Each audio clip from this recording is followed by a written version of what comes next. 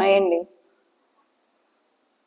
కొంతమంది ఫ్యామిలీలో వాళ్ళ ఇంటికి వెళ్ళినప్పుడు వాళ్ళతో మాట్లాడుతుంటాం. ఎలాగైనా మాట్లాడుతా వాళ్ళ పిల్లల్ని కూడా తీసుకొచ్చి మనకు పరిచయం చేసి పెడతారు.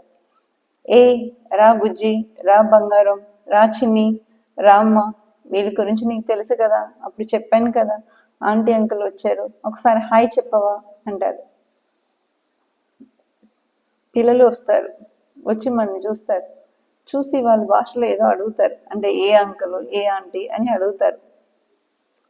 అడిగి నమస్కారం చెప్పేసాయి అంటే నమస్కారం చెప్పి వెళ్ళి వాళ్ళు మన చూసే పాయింట్ ఆఫ్ వ్యూలో పేరెంట్స్ మన గురించి ఎంత నెగటివ్గా మాట్లాడి ఉంటారో వాళ్ళ ఫేస్ చూస్తే ఇట్టే అర్థమైపోతుంది. వాళ్ళకి పెద్ద తెలియదు కదా, పిల్లలు దేవుళ్ళు ఇద్దరు ఒకటే కదా. సో కల్మిషం లేకుండా ఉంటారు. వాళ్ళతో మీరు ఇంట్లో పెద్దవాళ్ళు పిల్లల ముందు ఇంకో ఫ్యామిలీ గురించో, ఫ్యామిలీ మెంబర్స్ గురించో, మీ ఫ్రెండ్స్ గురించో ఎంత నెగటివ్గా మాట్లాడుతున్నారు, మీ పిల్లల రియాక్షన్లో మీరు దొంగలని దొరికిపోతుంటారు. సో ఆ ఛాన్స్ ఇవ్వవద్దు. అలా మిమ్మల్ని మీరు షేమ్గా ఫీల్ చేయవద్దు.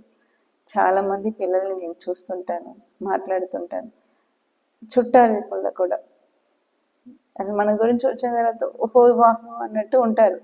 కానీ వాళ్ళ పిల్లలు మనతో డీల్ చేసే విధానం బట్టి వాళ్ళ ఇంట్లో వాళ్ళ పిల్లలతో ఎలా డీల్ చేసి ఉంటారో మనకు సింపుల్గా పసిగట్టిపోవచ్చు.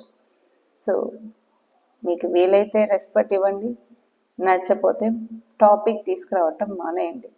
అంతేగాని మీ పిల్లల ముందు ఆ టాపిక్ మాట్లాడుకొని ఒక 100 మంది 1000 మంది ఉన్నప్పుడు మీ పిల్లల ఎక్స్ప్రెషన్తో మీ బరువు పోతుంది.